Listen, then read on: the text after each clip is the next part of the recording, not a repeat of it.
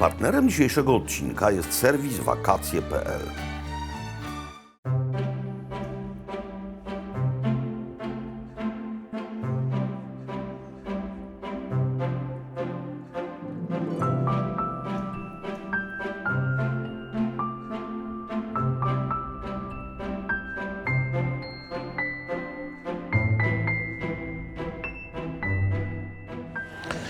Dzień dobry, szanowni państwo. Jesteśmy w tej chwili w jednym z najchętniej odwiedzanych miejsc w całym Wietnamie. Odwiedzanych tak chętnie dlatego, że jest to jedno z najlepiej zachowanych miast handlowych z XVIII wieku, nie tylko w skali Wietnamu, ale w skali całej Azji Południowo-Wschodniej. To miasto Hoi An, które zawdzięcza swój dzisiejszy kształt, mówię teraz o historycznym centrum, pewnego rodzaju naturalnej przypadłości polegającej na tym, że ta rzeka, którą widzieliście, się zamuliła. To było miasto zwane jako Hoi An również w Europie. Swoje faktorie handlowe mieli tutaj Japończycy, Chińczycy, Persowie, Holendrzy, Portugalczycy. Zwożono tutaj przyprawy i jedwab z całej Azji Południowo-Wschodniej, które następnie rzeką do nieodległego morza płynęły, a stamtąd płynęły w świat. Ale tak samo jak w Brugi, w Belgii, we Flandrii, rzeka się zamuliła i zostało miasto, które wygląda jak wspaniały port, ale portem już nie jest. I to samo było tutaj.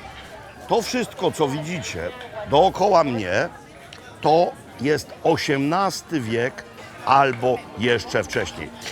Wtedy to miasto było znane również w Europie jako Phui Phan. No i widzicie, nie tylko my chcemy te wspaniałości obejrzeć. Przemawiam teraz do Was, stojąc w jednym z najwspanialszych zabytków Starego Miasta. Zresztą całe to Stare Miasto jest wpisane na listę dziedzictwa kulturowego UNESCO. Ale to jest prawdziwa perełka. Kryty japoński most z XVI wieku, zwany mostem z pagodą, choć nie pełnił on funkcji religijnych, a zwykłe funkcje komunikacyjne. Jak widzicie, nie tylko ja stąd do Was przemawiam. Są tutaj Państwo z Japonii, z Korei. Wszyscy sobie chcą tutaj zrobić zdjęcia, bo jest to naprawdę rzecz niezwykła. Most wygląda dokładnie tak, jak wyglądał w drugiej połowie XVI wieku, kiedy to oddano go do użytku. Zresztą ostatnio przechodził rekonstrukcję pod okiem japońskich specjalistów od konserwacji zabytków. Świątynia, którą widzicie tutaj, a która jest usytuowana na samym środku mostu, a w zasadzie świątynka, bo to jest maleństwo, wcale nie przeczy moim wcześniejszym słowom. Dobudowano ją w XVIII wieku. Główną funkcją mostu było połączenie dwóch dzielnic. Dzielnicy japońskiej i dzielnicy chińskiej. Jeszcze jedna bardzo ważna rzecz. Mamy most japoński, mamy tu japońskich kupców.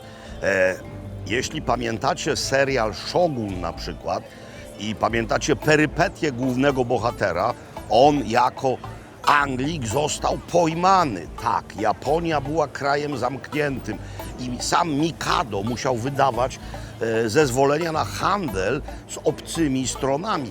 Mieli takowe koncesje Portugalczycy, ale takowe koncesje również miało to miasto. Dawne Phui Phan, dzisiejsze Hoi An.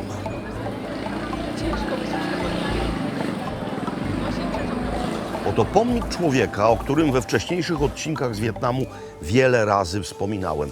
Pomnik architekta Kazimierza Kwiatkowskiego i miejscowym zwyczajem pod nim nie tylko kwiaty i kadzidełka, ale również dary, ciasteczka, woda.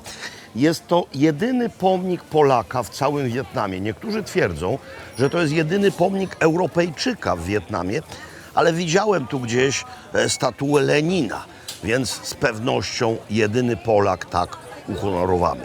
No więc jeszcze kilka informacji o tym wspaniałym człowieku. Kończy się II wojna wietnamska. Kraj zrujnowany po 50 latach konfliktu. Wietnamczycy proszą o pomoc polski rząd. Proszą o to, by przysłać tutaj swoich architektów, konserwatorów zabytków.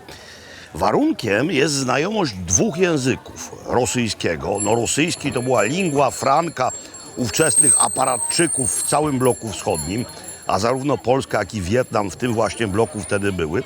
Ale również chodzi o znajomość francuskiego, bo po francusku są dokumenty historyczne, ale też po francusku mówią wietnamscy profesorowie, architekci i ci, z którymi na miejscu trzeba fachowo pracować. No i zgłasza się pan Kazimierz.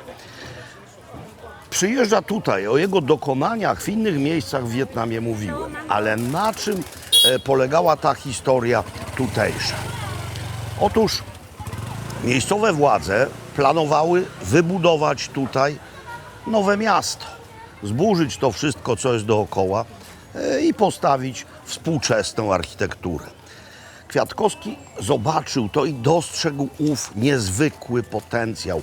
Dostrzegł nie tylko walory pojedynczych budynków, ale niezwykłość całego kompleksu. Ową niezwykłość polegającą na tym, że jest to handlowe miasto z XVIII wieku.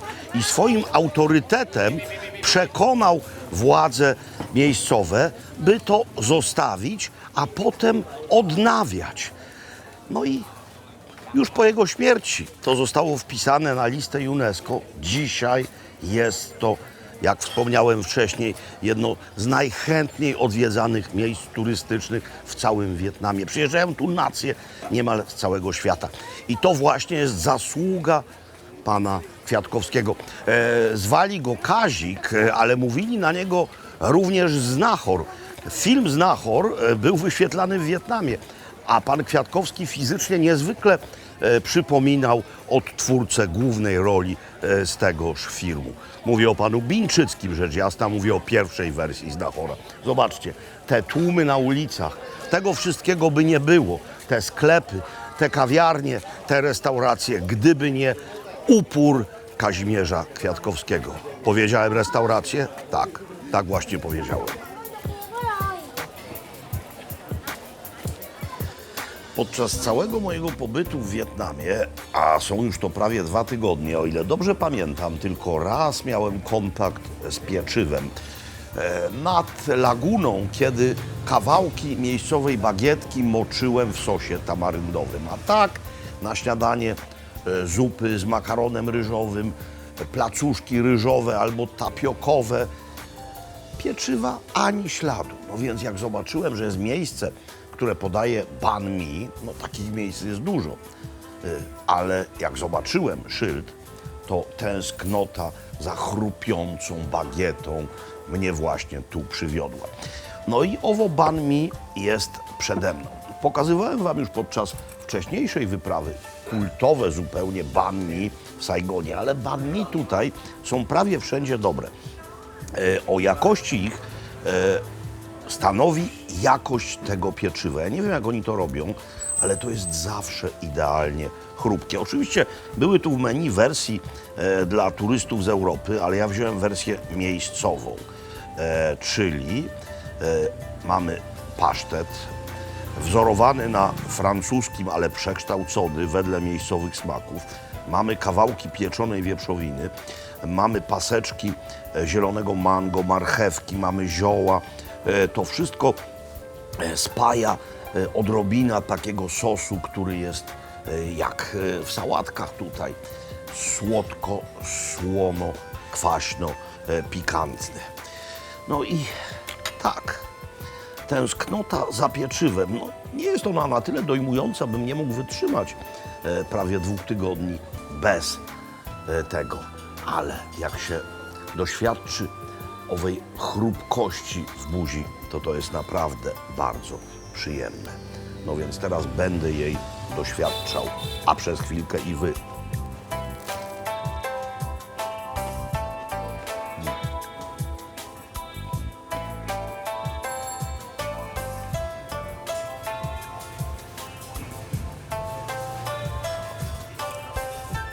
Nic na to nie poradzę, ale uwielbiam to, zwłaszcza taką kompozycję.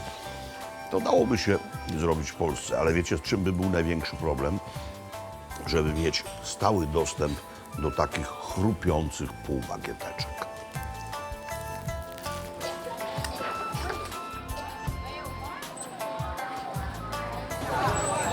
Gdy miasto utraciło już swoje istotne znaczenie handlowe, wyjechali stąd Persowie, Japończycy czy też Portugalczycy, ale społeczność chińska pozostała. Dlatego mamy też późniejsze zabytki związane z obecnością tutaj Chińczyków. Oni byli z różnych prowincji, ale z reguły z południa. I to jest na przykład XIX-wieczny kantoński dom zebrań. W środku konfucjanizm miesza się z taoizmem.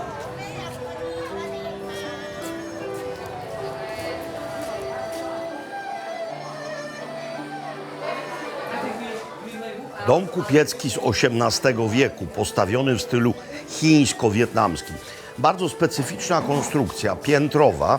System belek i lin pozwalał przenieść cały dobytek na piętro w razie powodzi, a te zdarzały się często. W XX wieku poziom wody najwyżej był, jak widać, w roku 1964.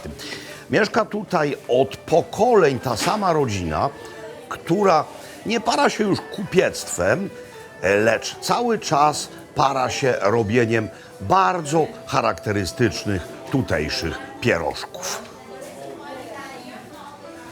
Tradycyjne pierożki zwane białą różą różnią się tylko nadzieniem. Ono może być jarzynowe, a może być krewetkowo-wieprzowe. Poza tym technika jest ta sama, różnice w farszu, czyli charakterystyczny wygląd. Tutaj widzicie karmelizowany czosnek i szalotka, no i owo białe, ryżowe ciasto, które rzeczywiście przypomina nieco płatki białej róży. No tak, to jest Dalibóg kwiatek piękny. Więc pozwólcie, że zdekomponuję ów kwiatuszek. Sos sojowy w tej miseczce.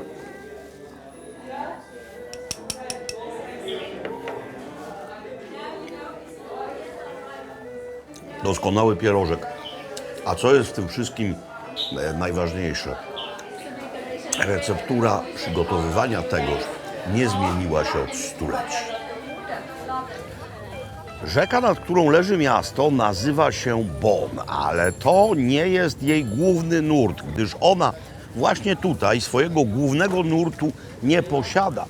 Ona uchodzi do Morza Południowochińskiego, kawałeczek stąd uchodzi deltą, więc wiele odnóg. Tutaj mamy Stare Miasto, jego koniec. Mamy również wyspy. Na tej wyspie już nowa zabudowa, ale dopasowana koncepcją do tego staromiejskiego jądra. To jest właśnie wymóg UNESCO, które tu szczęśliwie nastało, czyli nie można tutaj postawić drapaczy chmur i resortów.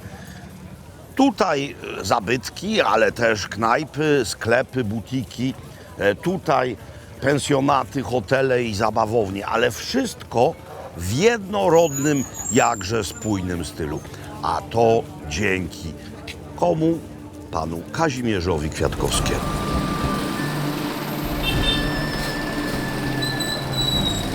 Skoro mamy zabytkowe miasto, to mamy również galerie. Zwłaszcza jedna z nich jest szczególna, nie tylko w kontekście najbliższej okolicy, ale w kontekście całego Wietnamu. Otóż francuski fotograf, Normandczyk, określający sam siebie mianem Réan, przez 10 lat podróżował po całym Wietnamie, a jego ambicją, zresztą spełnioną, było zrobienie zdjęć przedstawicielom wszystkich wietnamskich grup etnicznych. Chodziło nie tylko o typy ludzkie, chodziło również o ich stroje. No, chodziło właśnie o tę niezwykłą mozaikę, jaką jest Wietnam. Tutaj mamy jeszcze więcej. Réan Croc-Vie, bo tak brzmi pełne imię i nazwisko artysty, przez owe 10 lat odwiedził wszystkie 54 wietnamskie grupy etniczne. Dotarł wszędzie, a są to często miejsca bardzo odległe, zagubione w dżungli czy też w górach. Plomem jego pracy jest naprawdę coś niezwykłego, bo nie chodzi tutaj tylko o fotografie, wspaniałe, ale to nie tylko one. Mamy również stroje tychże, pyszne, niezwykłe i barwne. I w końcu mamy lokalną muzykę. 54 grupy etniczne. To miejsce koniecznie musicie odwiedzić podczas wizyty w mieście.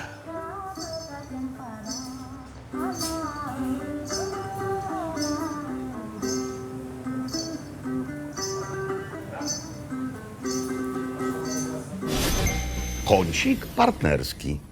Partnerem niniejszego odcinka jest serwis wakacje.pl, który oferuje ogromną ilość wycieczek po niemal całym świecie, a wśród proponowanych kierunków jest również Wietnam.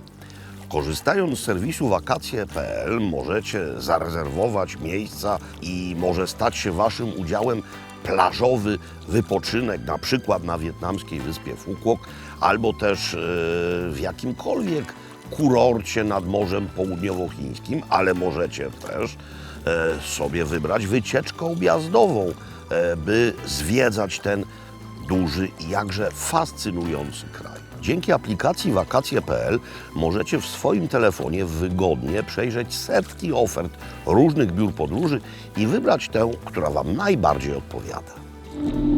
Koniec kącika partnerskiego.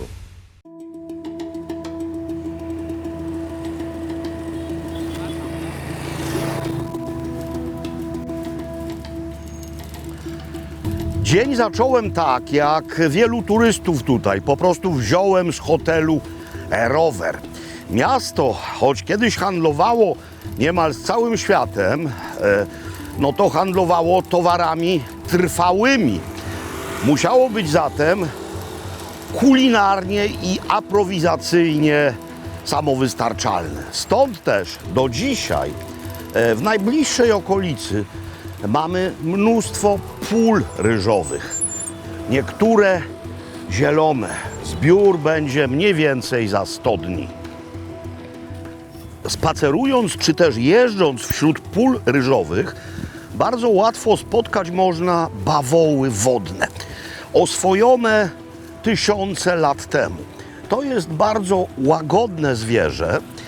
Dlaczego bawół wodny? Dlatego, że on ma niezwykle mało gruczołów potowych i szuka ochłody i zanurza się w wodzie, a jeśli nie ma wody, to w błocie. W ten sposób reguluje temperaturę swojego ciała. Mówimy często, że świnie nurzają się w błocie. Ze świniami jest bardzo podobna historia. One po prostu muszą się chłodzić, a jeśli człowiek nie daje im wody, bo pewnie chętniej by się kąpały w czystej wodzie, no to się nurzają w błocie.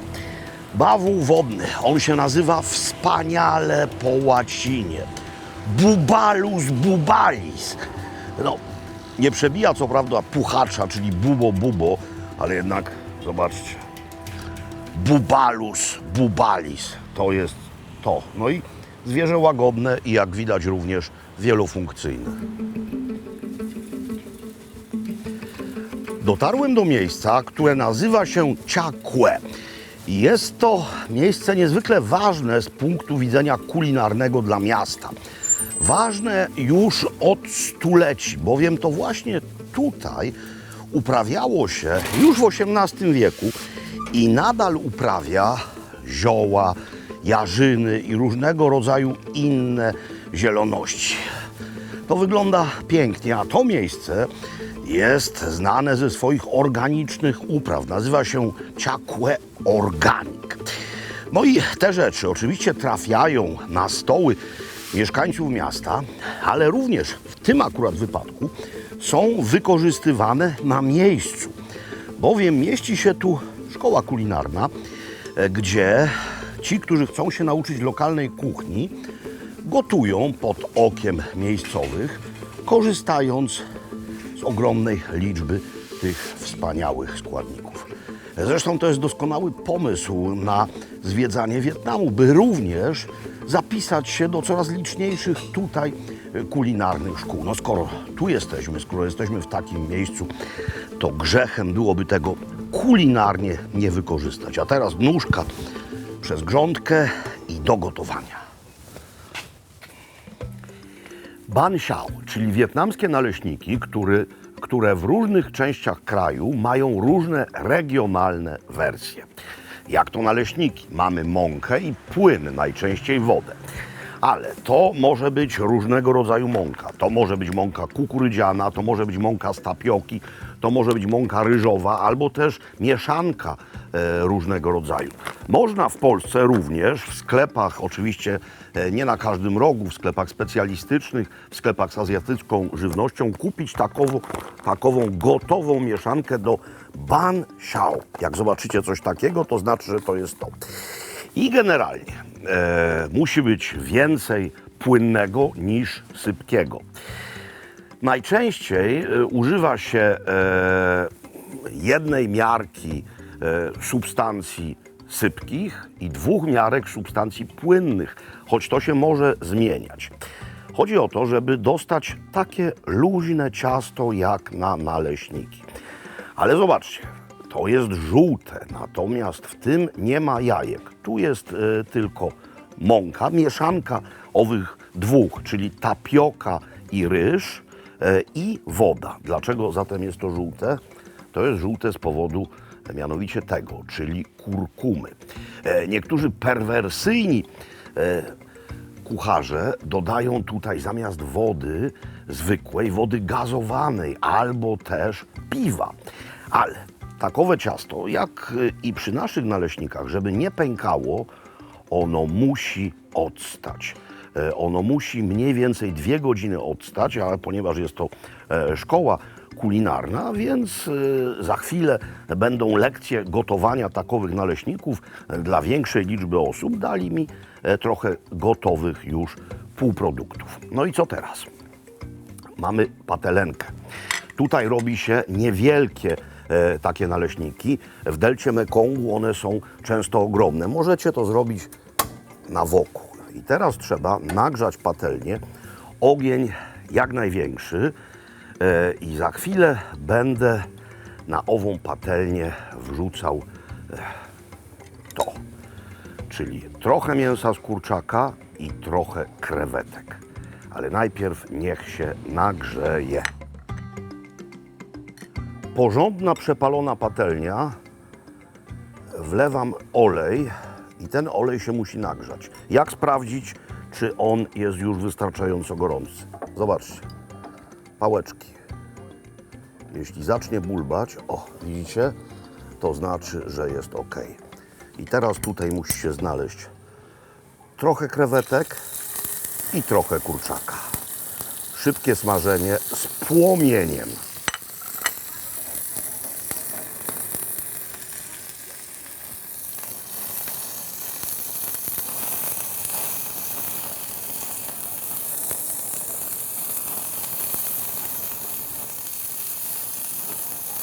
Krótkie smażenie, mocny ogień, nie duszenie. I teraz, tak jak przy klasycznych naleśnikach, bierzemy porcję ciasta, wylewamy i rozprowadzamy ją wokół. Rozprowadzamy tak, żeby ona objęła, ta porcja ciasta, całość wnętrza patelni.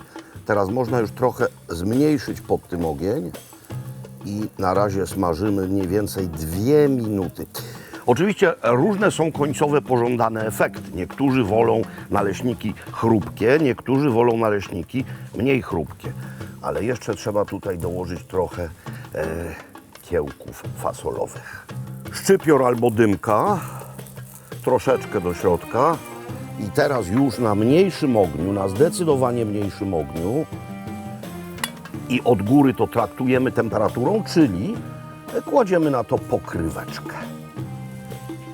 Niezwykle wprawni kucharze podrzucają te naleśniki. Ja bym też tak mógł, ale nie wiem, czy Andrzejek by nadążył kamerą za moimi niezwykle dynamicznymi ruchami. Więc mam tutaj przyrząd, który pozwoli bez podrzucania obrócić naleśnik na drugą stronę. Obrócić go znowu. O. Tak sobie dochodzi. A tak naprawdę trzeba go jeszcze sprawdzić, czy jest chrupiący, przewracając właśnie w ten sposób. No i przebóg. Jest. No dobra, próbujemy?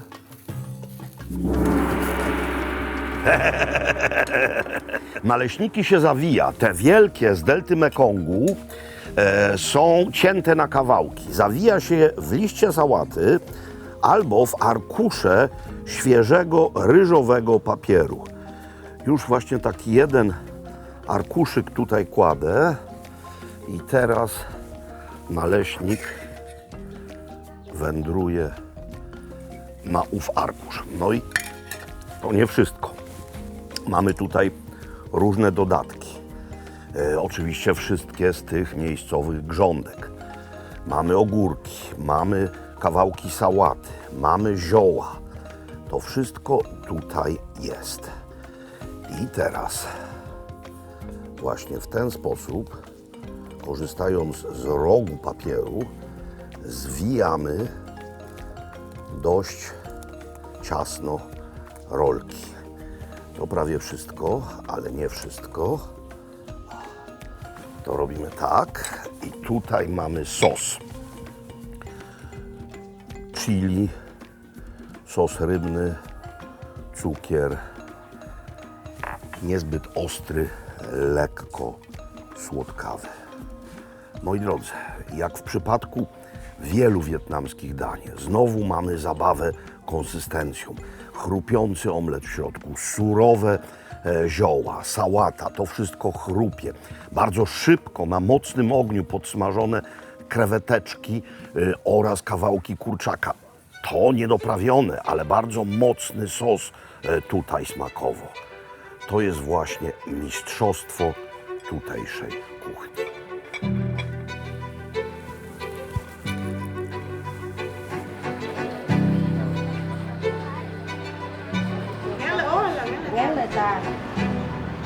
But it has to be like that because when I will do that,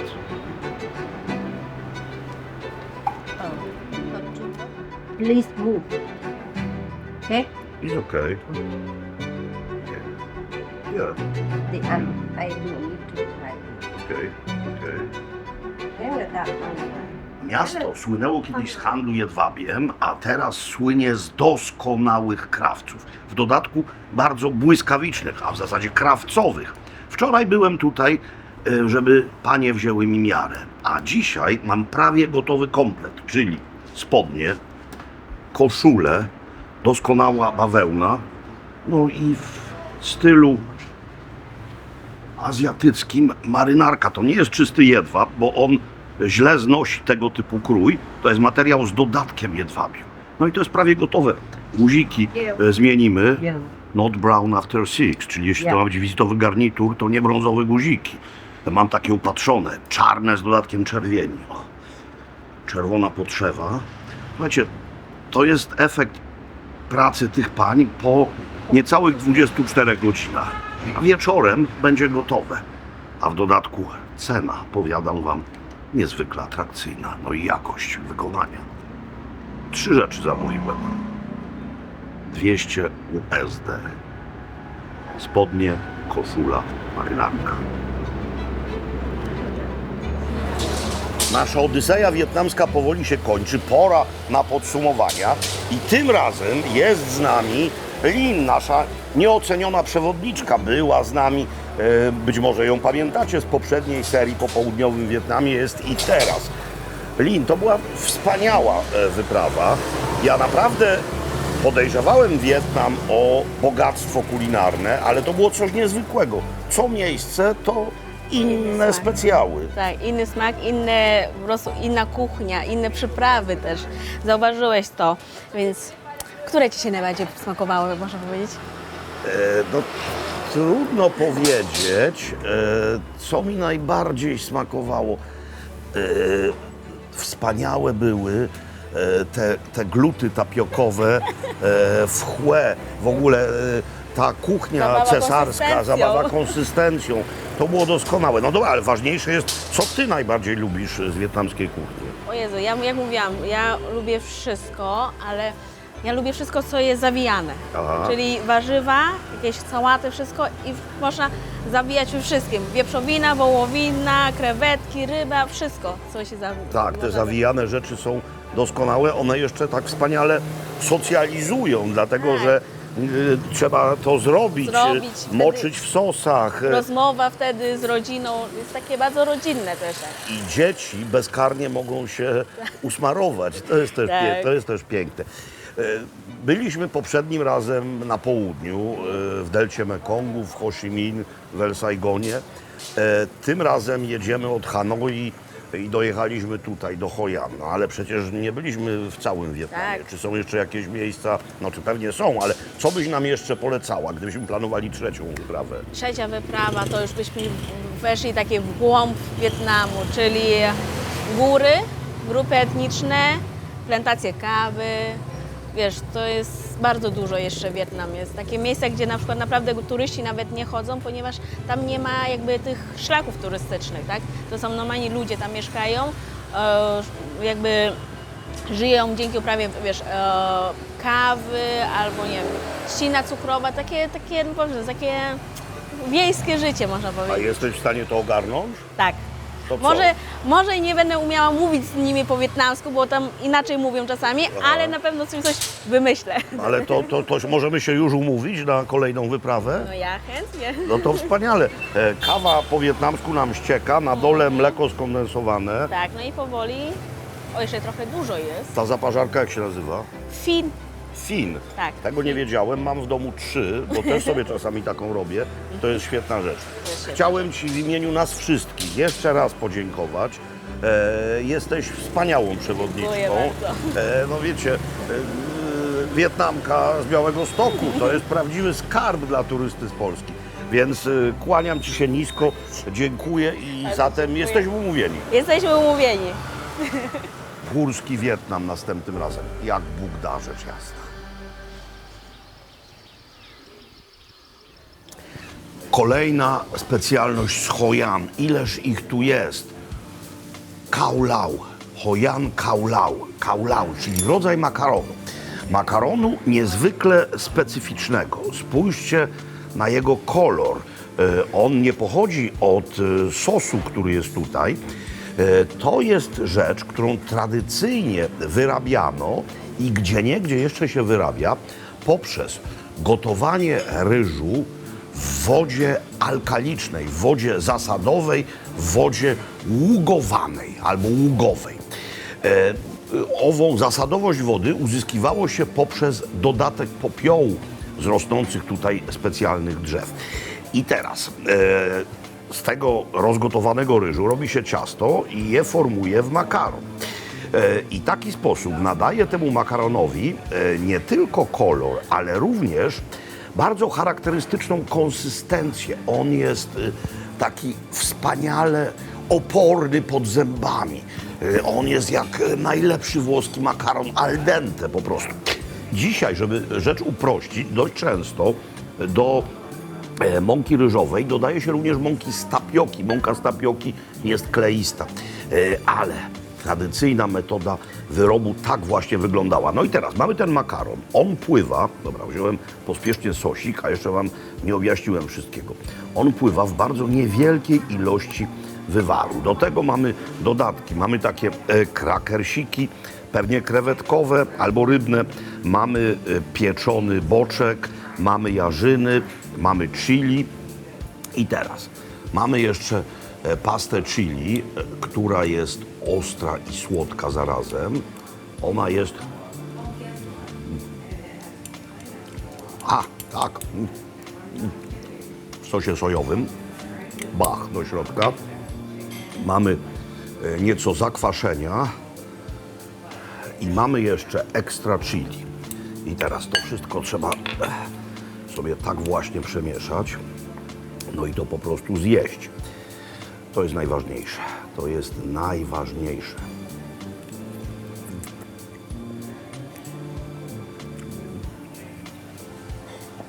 Wspaniała konsystencja. I makaron podawany jest na ciepło, co w wypadku ryżowego wermiszelu w Wietnamie jest pewnego rodzaju wyjątkiem. Makaron w zupach jest ciepły, ale bardzo często makaron ryżowy jest podawany jako dodatek już wcześniej ugotowany na zimno. To jest wspaniałe danie, jakże lokalne. No a pochodzenie tych ziół i zieloności, no byliśmy dzisiaj w tym miejscu. Samowystarczalność, nierozumiana wcale jako autarkia, czyli zamknięcie. No po prostu ludzie robili najlepsze rzeczy z tego, co mieli wokół siebie.